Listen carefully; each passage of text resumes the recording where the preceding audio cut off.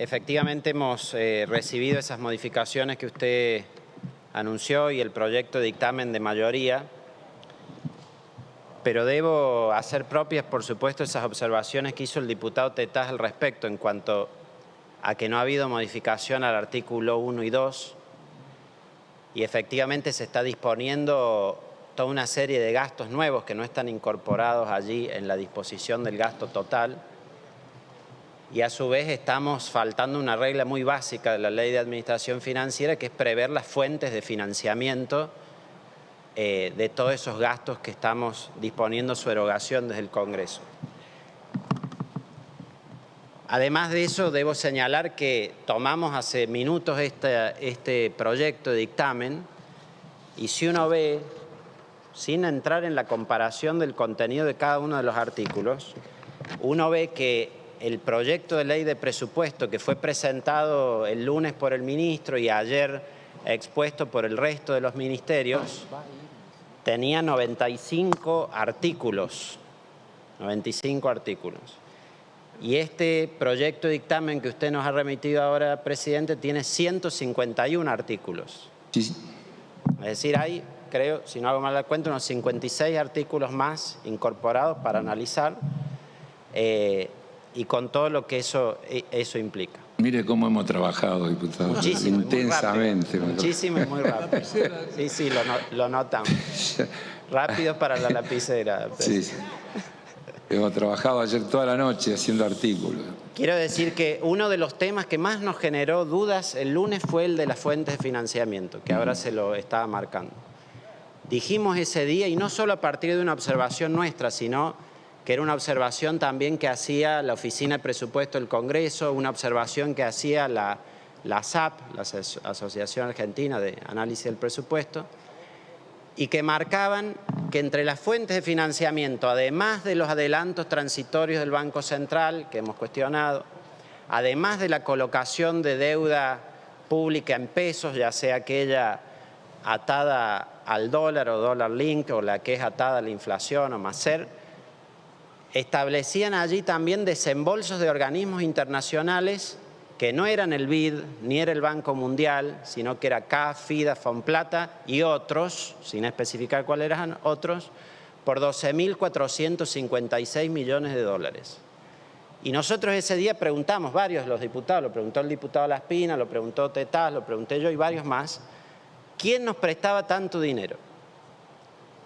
Al ratito en la respuesta dijeron, no, miren, en realidad nos dimos cuenta que se pueden hacer colocaciones en el sector público, que la normativa nos lo permite, y entonces vamos a cambiar eso y vamos a enviar nueva planilla, lo cual en ese momento solicité, bueno, no estaba a disposición la planilla ni la nota, pero al día siguiente usted nos remitió la nota en la mañana. Ahora, ¿qué encontramos cuando leímos esa nota? Corrigieron ese rubro, que nos sigue, no es que desapareció los 12.456 millones de dólares, pasaron a ser 600 y pico mil millones de pesos que va a dar un organismo internacional que seguimos sin saber cuál es, pero básicamente está mostrando un desembolso neto de organismos internacionales, que ha habido economistas que han opinado sobre esto en los medios estos días diciendo no hay ningún programa de crédito con nadie, ni con lo del Fondo Monetario Internacional es como para renovar los vencimientos de los préstamos ya otorgados, pero no hay ningún programa de crédito con ningún organismo. Podríamos pedirle al Fondo Monetario la diferencia entre los 44 y los 57 que aprobaron en el gobierno anterior, por ejemplo, y obtendríamos la fuente de financiamiento. Un poquito de buen humor, ¿no? Un poquito de buen humor. Le estoy, se lo digo, perdone la interrupción, diputado. Sí, no hay problema. Porque insisto en la idea de que un presupuesto no es un balance, ni una rendición de cuentas, sino una fijación de objetivos. En definitiva, lo que el presupuesto plantea es lo que el gobierno aspira a hacer. Legítimamente aspira a obtener fuentes de financiamiento genuinas. Pero no es menor, presidente, porque No, el presupuesto... nadie dijo que es menor, claro, nada es menor. El presupuesto es un cálculo de recursos y es una planificación. Es una planificación de objetivos. Sí, está bien, pero si yo digo que voy a obtener 600 y pico mil millones de pesos de un organismo internacional, cuando menos tiene que haber mínimamente una idea de con quién se está negociando para pedir un préstamo. En ningún lado dice que se va a obtener 600 y pico mil millones de pesos en un organismo internacional. Lo dice, presidente. La planilla que corrigieron pone desembolso de organismo internacional, CAF, FIDA, Fonplata, otros. Sí, claro. 600 y pico mil millones. Y sabe, no, y esto quiero aclarar también, porque antes era, como yo marqué, 1.2 billones y bajó a 600 mil. ¿Dónde están los otros 600 mil? Es la pregunta. Bueno, si uno ve los 605 mil millones que sacaron de un ítem, los trasladaron todos a colocaciones intrasector público. Es decir, letras que están puestas, o bonos del Estado, bonos del Tesoro, en manos de los organismos públicos y ahí incrementan esa deuda. Esto va acompañado de un artículo que le anticipo ya que lo vamos a votar en contra, no lo compartimos. Que todos los artículos van a votar en contra, según dijeron, no ese. Me extraña que haga uno en particular. No se adelante, porque no, pero ustedes lo han dicho públicamente que van a votar en particular. Bien. Hay algunos en particular está bien. Que le voy a algunos van a votar muy en contra. Muy en contra. Muy en contra, bueno, gracias. Uno de los muy en contra es el 85. Es el 85 que establece de las colocaciones intrasector público. Y la normativa, ¿qué es lo que marca el artículo 85? Que uno hoy, los excedentes de liquidez transitoria que están en manos de los organismos públicos tienen que estar puestos en letras del Tesoro. Pero un organismo que estaba exceptuado de eso era el Fondo de Garantía de Sustentabilidad, que es el patrimonio de todos los jubilados y jubiladas de nuestro país. El patrimonio de esos jubilados no estaba obligado a ser invertido en las letras del Tesoro. Sin embargo, en el artículo 85 del dictamen o del proyecto original, no sé si se corresponde con el número en el articulado del nuevo dictamen, quita esa excepción, por lo cual en la práctica obliga también al Fondo de Garantía de Sustentabilidad a poner en todo caso, disculpe que dialoguemos, posibilita, no obliga, posibilita. No, implica que tienen la obligación. Posibilita. Sí. Es decir, están buscando... Quisiera recordarle que en algún momento el Fondo de Garantía de Sustentabilidad tenía inversiones en empresas multinacionales, en acciones que cotizaban en bolsas del exterior, y me parece que si en vez de eso se reorienta a ayudar al financiamiento intraestatal, seguramente es una mejor manera de utilizar esos recursos, que además se intenta protegerlos. Se intenta protegerlos.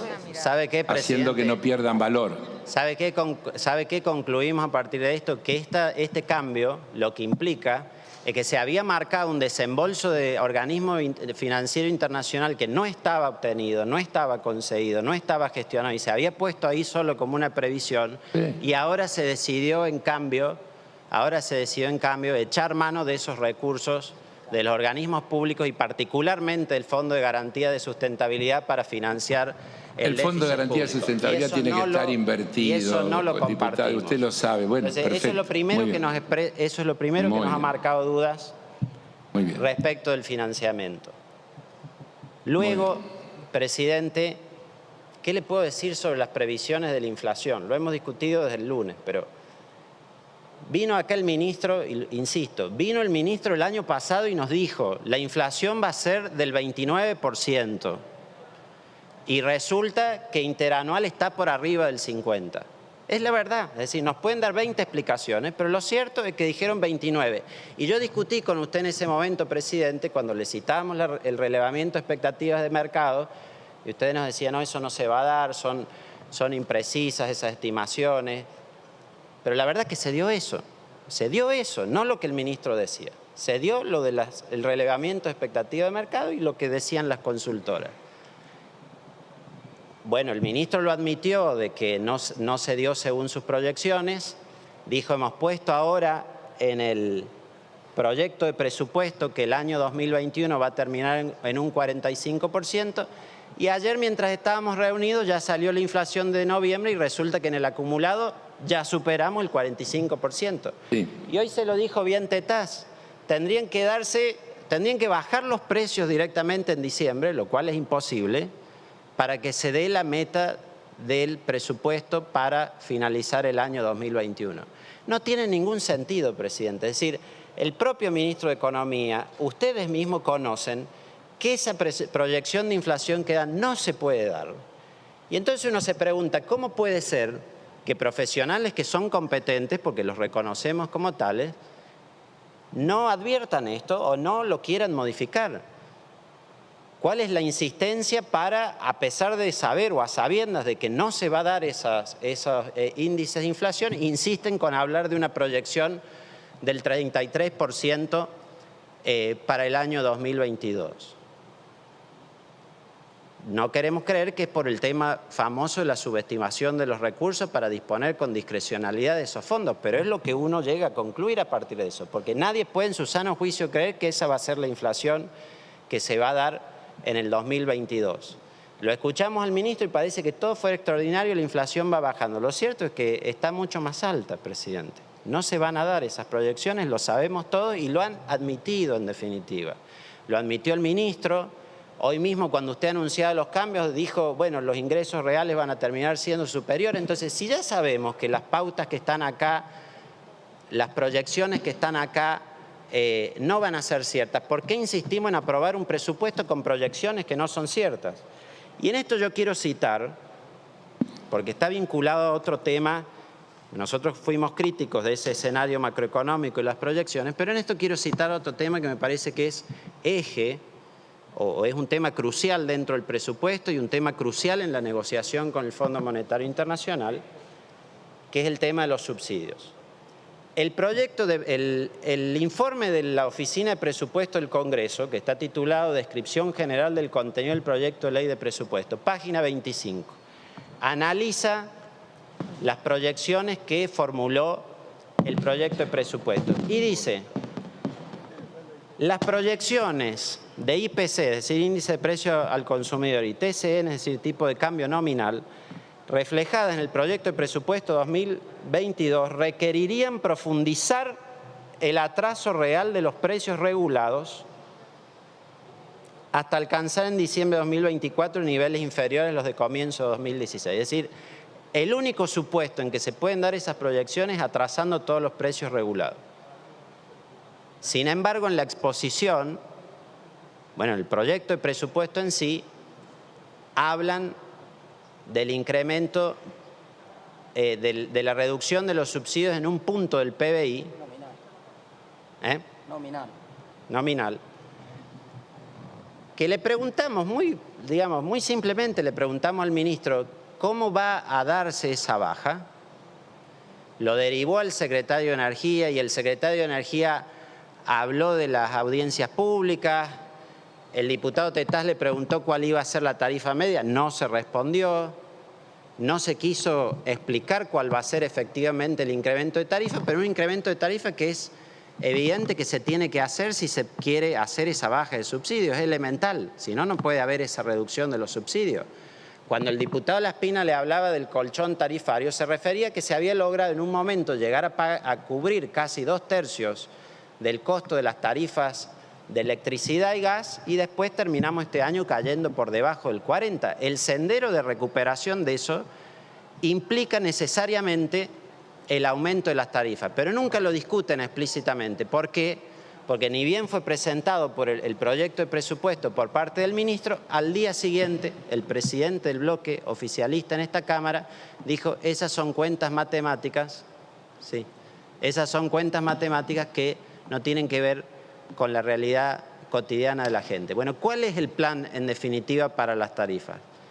¿Cuál es el acuerdo que hay dentro de la coalición oficialista para poder hacer esa reducción del punto del PBI en los subsidios económicos que ahí plantean? Creo que es algo, presidente, que el lunes no quedó respondido ni por el ministro de Economía, ni mucho menos tampoco por el secretario de Energía de la Nación. Además, presidente, un punto adicional. Todos sabemos que ese acuerdo con el Fondo Monetario Internacional que dan por descontado dentro del presupuesto, porque no se prevén los pagos de los vencimientos para 2022. No, lo que damos descontado es que no podemos pagar, no que tenemos un acuerdo. Eso es lo que damos descontado, que no podemos pagar. Aún así sabemos, presidente, que si no hay acuerdo implica una modificación sobre el presupuesto, y si hay acuerdo también, y usted lo sabe, si hay acuerdo también implica una modificación sobre el presupuesto. Entonces estamos votando algo que el propio presidente de la Nación, recordemos el íter de estos eventos, el propio presidente de la Nación el día de la elección dijo: vamos a presentar en los primeros días de diciembre el plan plurianual económico. Bueno, estamos a 15 de diciembre y acá no se recibió ningún plan plurianual, ni los lineamientos del acuerdo. Y como no hay plan plurianual, ni hay lineamientos del acuerdo, ni está realizado el acuerdo, han invertido el tratamiento a un presupuesto que habían presentado hace 3 meses y no habían venido nunca a exponerlo, porque esa es la verdad. Lo reclamamos en comisión, lo reclamamos por nota, que vinieran los funcionarios y nunca lo hicieron durante toda la elección. ¿Cuántas sesiones hubo desde el 15 de septiembre ahora? ¿Cuántas? Hubo. ¿Cuántas? No sé cuántas, pero si ustedes definen cuándo hay sesión o no. Pero hubo. Los acuerdos parlamentarios deciden cuándo hay sesión. Hubo sesiones, pero en ningún momento se trató de esto. Una sesión. Pero nosotros reclamamos. Y le puedo en una no nos dieron quórum y después se logró un quórum en un acuerdo. Le puedo buscar las notas donde hagamos memoria. Perdón, ustedes eligen para qué hay reunión y para qué no hay reunión. Maravilloso. Termine, concluya, diputado. Sí. Perdón, no le estoy cortando la palabra, concluya. Está bien, lo entiendo. Lo que le digo es que nosotros reclamamos por nota, y se la puedo buscar, que los funcionarios me imagino. Estuvimos dispuestos acá todo el tiempo y no vinieron. Y de repente llegan un lunes diciendo: necesitamos sí o sí para el jueves tener el presupuesto. Solo para concluir quería citar, presidente, dentro de esos artículos muy en contra, como usted dice, muy en contra, que hay aquellos artículos de prórroga de facultades tributarias que no compartimos. Entre ellos el artículo 80, que prorroga la facultad de la ley de emergencia para aumentar la tasa de estadística. El artículo 81, que prorroga la facultad para... Diputado, ¿por qué me dice en qué concuerdan? Que debe ser más corta la lista.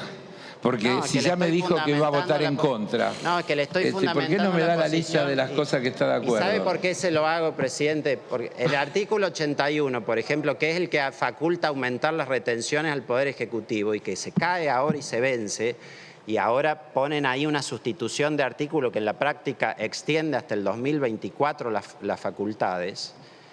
El ministro de Economía nos contestó el otro día, dice: bueno, pero si no estoy pidiendo más que extender lo que votó este Congreso por la ley de emergencia.